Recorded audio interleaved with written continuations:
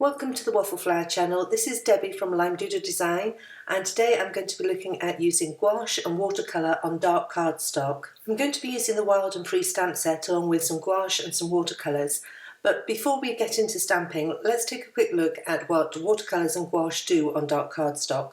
I must admit this is the first time I've used gouache, apart from some white gouache to create splatters on my projects. So today we're going to experiment together. I'm starting with some dark cardstock on my usual watercolour palette. Now watercolours are transparent, so when you apply them to dark cardstock you generally don't see the true colour. So I'm working with some Daniel Smith Quinacridone Coral, and once I've got some paint on the brush and I add it to the dark cardstock, you can see that you're not really getting the true colour of the paint showing through. The dark cardstock is muting the colour down, and that's because of the transparent nature of watercolours. Even if I really load my brush with paint, you're not seeing that beautiful colour coming through. One solution is to add a white base to the dark card, so I've got a flower from the Wild and Free stamp set and I'm stamping that in white pigment ink, and then once that is dry it will create a base to add the colour to.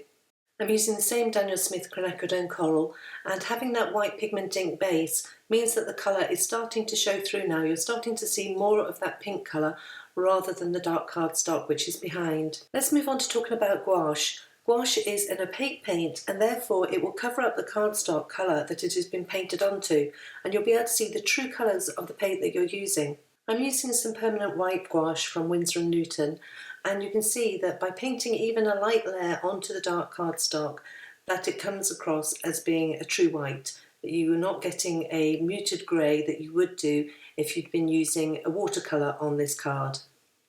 Stamp the flower again with white pigment ink, and this time I'm going to add some of the Daniel Smith Quinacridone Coral to the Winsor & Newton gouache, and we're going to mix that together to get a nice pink colour and then apply that onto the pigment base, and hopefully now the combination of the white pigment base of the ink combined with the gouache mixed in with the watercolour, we're going to get a nice opaque look of the colour on the dark cardstock. And indeed I think that's looking really good now. You're getting the lovely pink popping off the dark cardstock.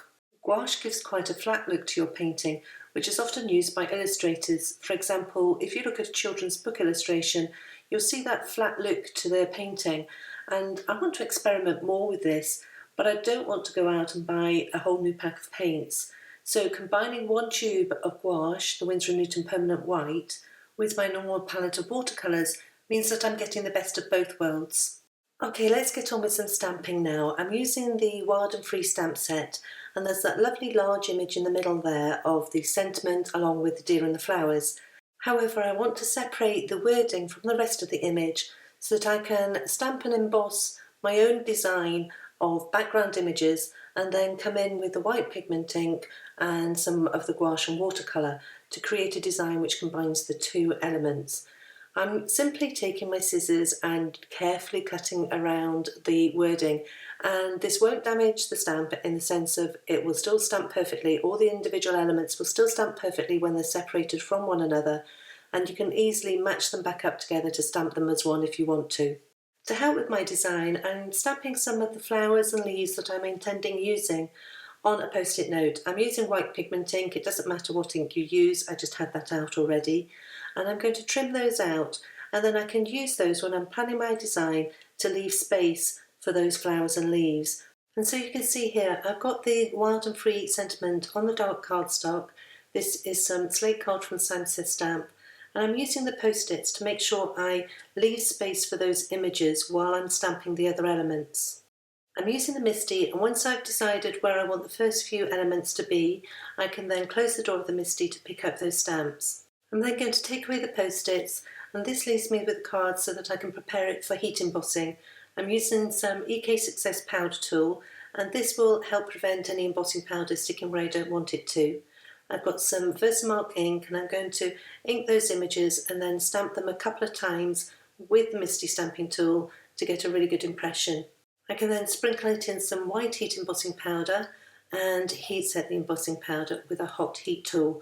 It helps if you make sure your heat tool is really good and hot before bringing it to the embossing powder, and this will mean that your card will warp less. I'm going to repeat the stamping and heat embossing with some of the other elements that I want in the design until the design's complete. What I'm aiming for is a base of white heat embossing to give some really nice bright white popping off the dark cardstock.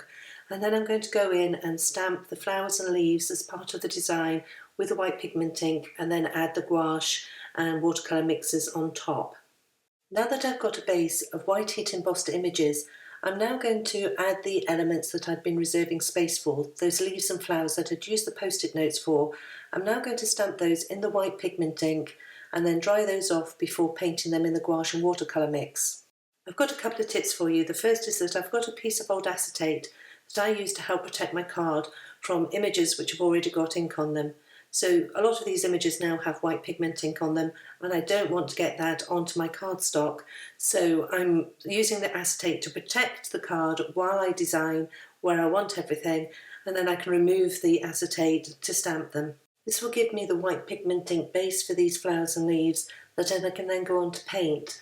Now, my second tip is that while I'm doing this, as I have been from the beginning, I've been stamping multiple copies of this card, and that means that if I mess up, I've got some reserves already in place.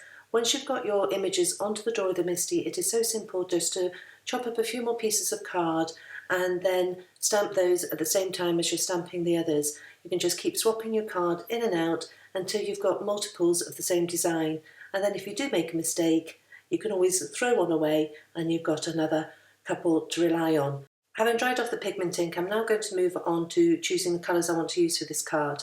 I'm going to mix each of these watercolours along with the Winsor & Newton gouache. Now I'm going to continue using the Daniel Smith quinacridone coral that I used in the experimenting at the beginning. I'm also going to use some Winsor & Newton Windsor Orange Red shade, some Daler Rowney Phthalo Turquoise, and some Winsor & Newton Permanent Sap Green mixed with some Prussian Blue to give a slightly more blue tone to the green. I'm now moving on to painting the flowers with the watercolour and gouache mixes, and I'm using a Winsor & Newton No. 3 pointed round brush. This has a fine tip which enables me to get into the smaller areas of the flowers and paint over the pigment ink. With a fine tip brush such as this, I find it easiest not to push the brush away from you. I find that then the bristles tend to split and you get a jaggedy edge. So I try as best I can to pull the brush towards me, and that seems to keep the tip of the brush intact and you get the really nice smooth lines.